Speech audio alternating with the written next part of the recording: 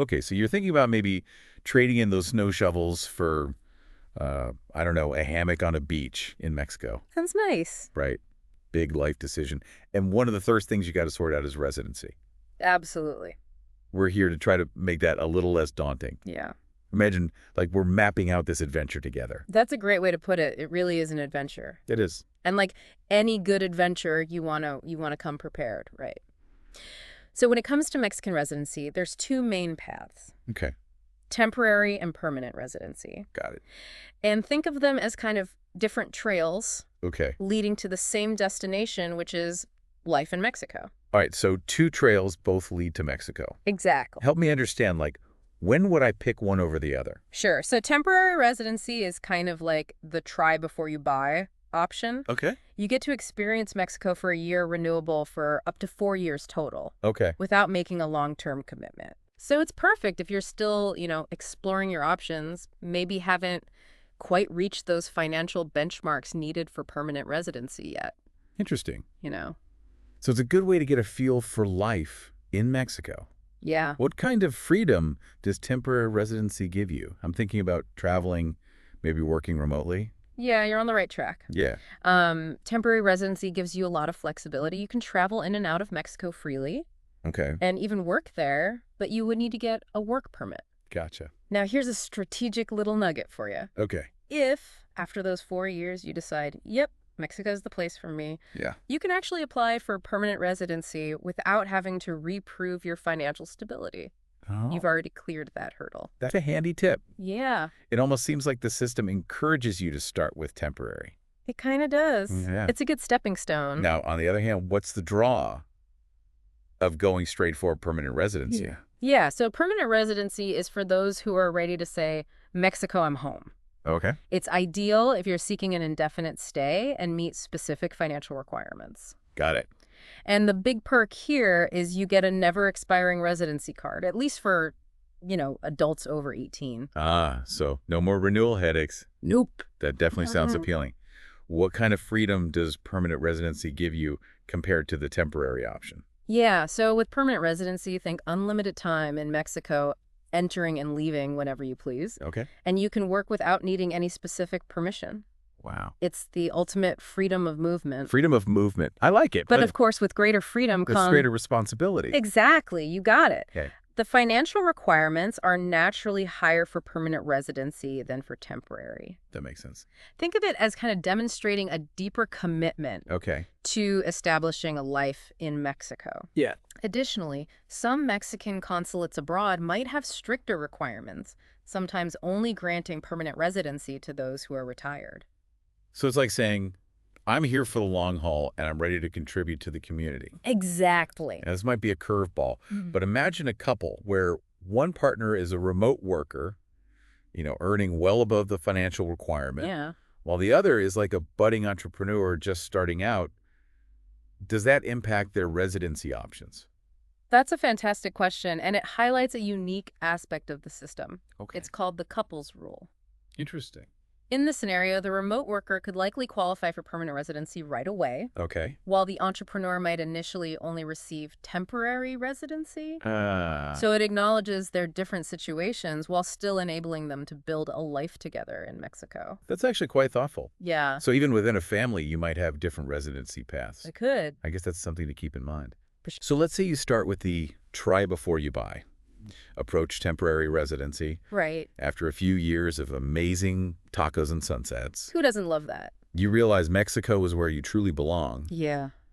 Can you switch to permanent residency later on? You absolutely can. That's one of the beauties of the Mexican system. Okay. After 4 consecutive years of temporary residency, you can apply to upgrade to permanent status. Okay. And remember that little nugget I mentioned earlier? Yeah. You won't have to reprove your financial solvency. Okay. That's huge. Yeah. That previous proof still holds. Exactly. Okay. That's a huge relief.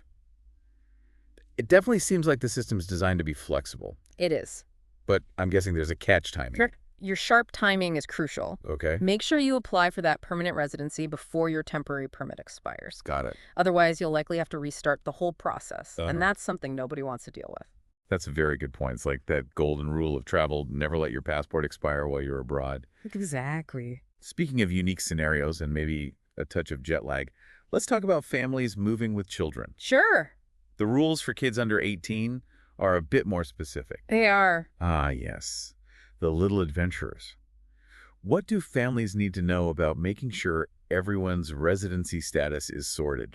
Yeah, it's a good question. Well, when it comes to the littlest travelers, those under 3, Okay. their residency needs to be renewed annually. Oh, wow. Okay. So imagine it like an annual checkup just to make sure everything's in order. Yearly renewals for the tiny tots. Got it. And what about the slightly older explorers, the kids between 3 and 17? For them, it's a bit more relaxed. They receive permits that are valid for up to 4 years at a time, Okay. mirroring that initial temporary residency period for adults. Got it. Now, here's where it gets interesting. Okay.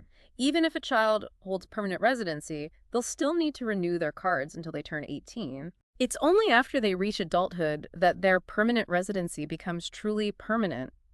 So it's like their residency status matures into full permanence. Yeah, Just like they did. That makes sense. I like that perspective. It seems like the Mexican residency system has a way of mirroring life's natural progressions. Yeah, it's designed to be intuitive and adaptable to different life stages. Okay, so we've talked a lot about the mechanics of each type of residency. We have. But I'm sure our listeners wondering, okay, great information, but how do I actually choose which path is right for me? Ah, the million-dollar question. Right. It's like choosing the right pair of hiking boots. Okay, You wouldn't wear heavy-duty mountaineering boots for a leisurely stroll in the park, would you? perfect analogy. Yeah. So how do we help our listener pick the right boots for their Mexican adventure?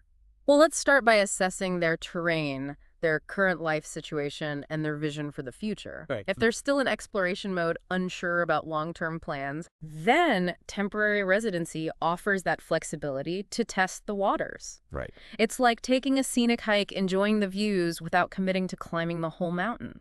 So it's perfect for the dip your toes in crowd. Exactly. But what about those who are ready to scale that mountain? Yeah. Those who've fallen head over heels for Mexico and are ready to plant roots. Ah, for those smitten with Mexico, permanent residency is the way to go. Okay. If they meet the financial requirements and envision Mexico as their forever home, why wait? Makes sense. It's like setting up base camp and embracing all the perks that come with being a permanent resident. So they've got their base camp, they're acclimated to the altitude. Yeah. What about the financial side of things? Yeah. We touched on it earlier, but what kind of financial fitness do they need to demonstrate for permanent residency? It's not about having a specific amount of money in the bank, Okay, but rather demonstrating a consistent and reliable source of income. got it. Think of it as proving you can comfortably support yourself in Mexico without relying on public funds. This could be through regular income from investments, pension savings, anything that shows financial stability. So it's like demonstrating you have the resources to thrive in Mexico, not just survive. Exactly. It's about showcasing that you're prepared for the long haul and ready to contribute to the Mexican economy. Right. Now, some might argue that the financial requirements for permanent residency are a bit steep, Yeah. creating a barrier for talented individuals who could contribute to Mexico's growth. I can see that. But the other side of the coin is That it ensures a certain level of commitment and helps protect the social safety net for Mexican citizens. Exactly. It's a balancing act, isn't it? It is. Finding that sweet spot between encouraging foreign investment and safeguarding the well-being of the local population. Precisely. It's a complex issue with valid arguments on both sides. Yeah. Ultimately, it comes down to finding a sustainable approach that benefits both Mexico and those seeking to make it their home. Now, I know we already touched on this, but I want to circle back to families with children. Yeah. We talked about those yearly renewals for the under threes and the 4-year permits for the older kids. Right. But beyond those timelines, what are some key things parents need to keep in mind to keep their children's residency status in good standing? You're right. It's important to revisit those nuances beyond just remembering the renewal dates. Yeah. Parents need to be meticulous about keeping their children's documents organized and up to date. Okay. It's also essential to understand that a child's residency is tied to their parent's status. Okay. If the parent's residency expires or changes, the children's status is affected as well. It's like a family package deal. Exactly. Everything is interconnected. It highlights the importance of planning ahead, Yeah. especially if families are considering different residency paths. Okay, so we've covered the nuts and bolts of each residency type, the financial requirements, the timeline considerations, Right. and the unique aspects for families with children. It's like We've packed our listeners' virtual suitcase with all the essentials. But beyond the practicalities, are there any other factors they should consider when choosing between temporary and permanent residency? That's a fantastic question, and it brings us to a crucial point. Okay. Sometimes the most important factors aren't the ones listed on an application form. Intriguing. What kind of unwritten rules are we talking about here? Well, we've talked about finances and timelines, Right. but choosing a place to live is about more than just logistics, isn't it? Absolutely. It's about finding a place where you feel a sense of belonging, a place that resonates with your values and aspirations. Yeah. Mexico has a rich culture and vibrant energy, but it's important to consider whether it aligns with your personal vision of a fulfilling life. So it's about more than just liking the food or the weather. It's about finding a place where your soul feels at home. Exactly. I guess that can be hard to measure on a checklist. It's a deeply personal decision. Yeah. Some people feel an immediate connection to Mexico, Wow. while others need more time to acclimate and find their niche. Yeah, that makes sense. Think about your personality, your lifestyle, your long-term goals. Okay. Do you thrive in a bustling environment, or do you prefer a slower pace of life? Are you drawn to the artistic and cultural scene, or are you more interested in outdoor adventures? It's about painting a picture of your ideal future Yeah. and seeing if Mexico fits into that frame. Yeah.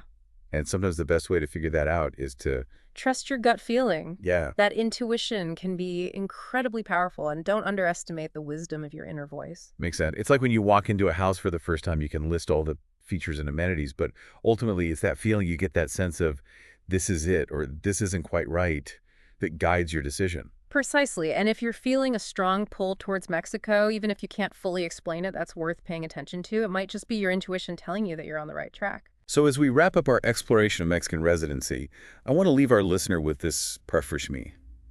We've covered the practicalities, the financial considerations, and the importance of finding a place that aligns with your soul.